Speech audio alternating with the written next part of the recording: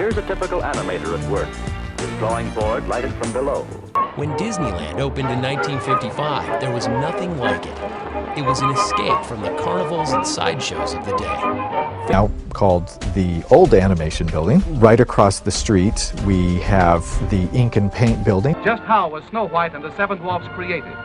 And how are the famous Disney short films made? To give you the answer, we take you behind the famed Walt Disney Studio in Hollywood. Doors usually barred to all visitors. During the past 3 years, the studio staff has grown from less than 300 to more than 700 artists and musicians. They worked in shifts, night and day, to complete this unique experiment in entertainment. Remember as a kid how you made your own movies by drawing little figures on the pages of a pad and flipping the pages to make the figures move? That's the basic principle behind animated pictures today. But that's not all there is to it. First, you need a story. Thinking up funny stories is the job of Walt Disney's writers, gag men, and sketch artists. After much trial and error, several hundred rough drawings illustrating the high points of each story are completed. Let's follow the story into conference, where Walt Disney and his hard-boiled directors look it over. Not a picture, long or short, goes into production without Walt's personal okay. Next, a director whips the script and dialogue into final form. Then he calls in his assistants, including his musical composer, and plans the score of the picture, timing out each scene carefully. He even acts out every move of the action, so that the men who work with him can visualize what the scene will look like on the screen. Now he sets his expert animators to work, the skilled artists who draw every movement in complete detail, just as you will see it in the theater. Each animator's drawing board is lighted from below. He looks through the paper at the character he has previously outlined and draws the next movement in correct position. This clever animator is using a mirror to capture a tricky facial expression like this.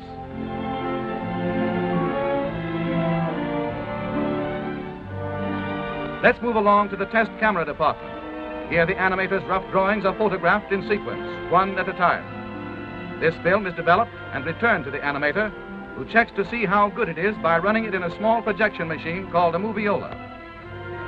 In this moviola, as the animator runs his film backward and forward, we catch a graceful glimpse of the screen's newest heroine, Snow White herself. Now we're in one of the studio projection rooms, where Walt and his staff study the rough animation of a sequence about the 7 lovable little dwarfs.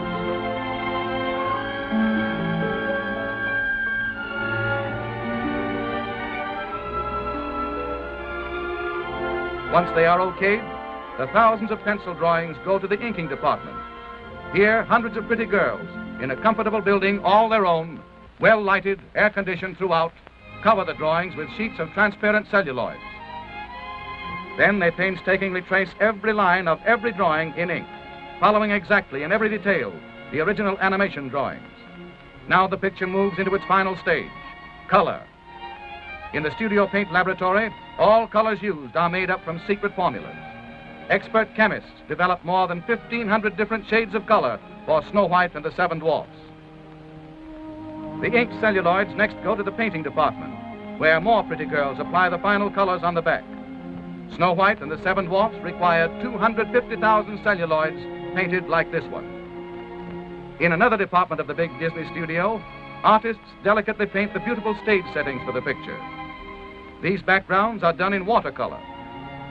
Artists work for months on backgrounds like the interior of the 7 Dwarfs cottage. But the colossal task isn't finished even yet. The celluloids and backgrounds must still be photographed by the master camera in Technicolor. Here the operator puts a Donald Duck celluloid on top of a background as the overhead camera exposes one frame of film. To photograph Snow White and the 7 Dwarfs, this operation had to be repeated more than 500,000 times. Next, the film passes into the hands of technicians, and the sound effects are recorded.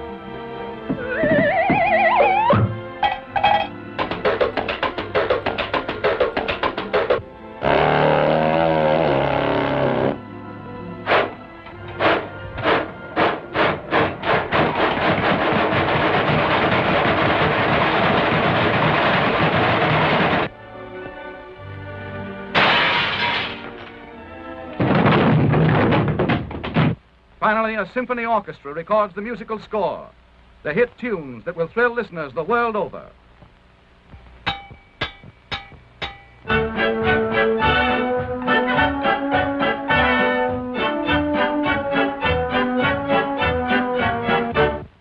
comes a crucial moment. The picture's world premiere in Hollywood. Crowds flock to see an animation exhibit set up outside the theater.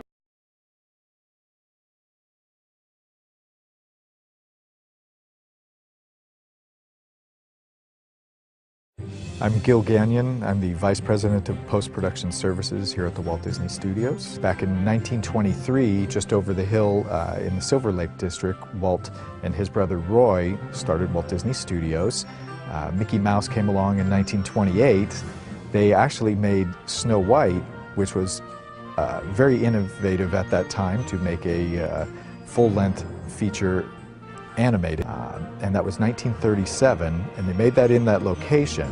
It was with the profits of Snow White that Walt and his brother Roy were able to come over on this side of the hill in Burbank, and they actually made their down payment on the 51 acres that we're sitting on today. And you know, the rest is history after that. It really was a fully self-contained studio. From the animation that actually took place in the building that we're in right now called the Old Animation Building. Right across the street we have the ink and paint building where all the animation was then filled in and colorized. Right next door to that was the camera building where they would actually take the pictures of the animation, and then right next door to that it was fed into the editorial facility. So there was a whole workflow that happened. We also had all of the post services all under one roof. We had a scoring stage, an ADR stage to do all the voice recording. We had a Foley stage, and then we had a mixing theater. In fact, that main theater is where Fantasia was mixed.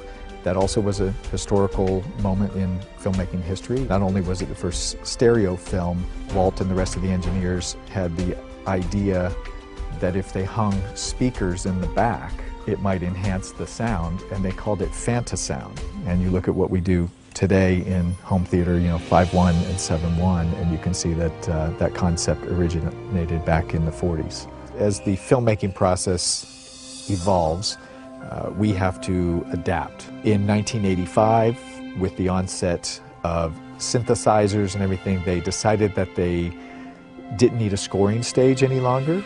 So we actually converted what was the scoring stage into a mixing stage, and that is stage A. A few years later, they also decided that they didn't need to have Foley in-house, so we also converted the Foley stage into a mixing stage. So the studios that we have here in post-production services, we have 8 stages. They consist of one large feature film stage, one crossover stage that you can do a feature film, you also can do television in there. Both of those stages have AMS-NIB DFC consoles in them. We have 2 television stages and 3 more smaller 7.1 mixing stages. All of those have DigiDesign Icon consoles in them. We also have one of the world's best ADR stages and ADR mixers, Doc Kane, and he has a fabulous room that people come from all over to have Doc record their ADR. Well, one of the things that hasn't changed in terms of those workflows, we have to do all those same processes today, just in different ways. And the workflow at this point, it is kind of funny, you know, there's a tunnel under this building where they would actually have to hand carry the animation from this building under a tunnel in case it rained. The difference today is we just don't use the tunnel. We have here at Walt Disney Studios a digital media center which acts as a central hub that allows all of the content to come in from around the world, and then we have a huge fiber network that then allows us to take that content and get it to where it needs to be. You still have to move things around. It has to be very collaborative. You still need to have the interaction with either artists, directors, picture editors, sound editors, mixers, and the talent that are doing the film. I think what we've seen with the technology changes is that it just enables you to do more. We can make changes quickly, but the timelines still stay relatively the same, and we will just do more and more versions to get it perfected for the director and whatever their requests are. One of the other key ingredients that sets us aside here at Disney is really the people. We've assembled the best team out there. Throughout the years, they've won numerous Academy Awards for both the technical advancements that they've made, as well as the creative enhancements, and we still continue that heritage today.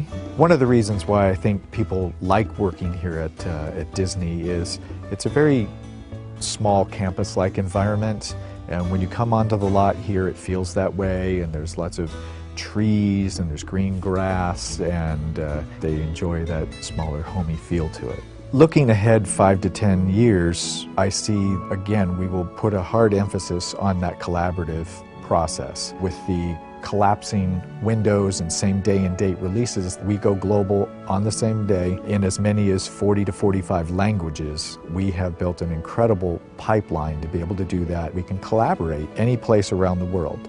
And I think that's where you're going to see the emphasis, that's where you're going to see the advancements in technology, and you're going to see our investments go in that area as well.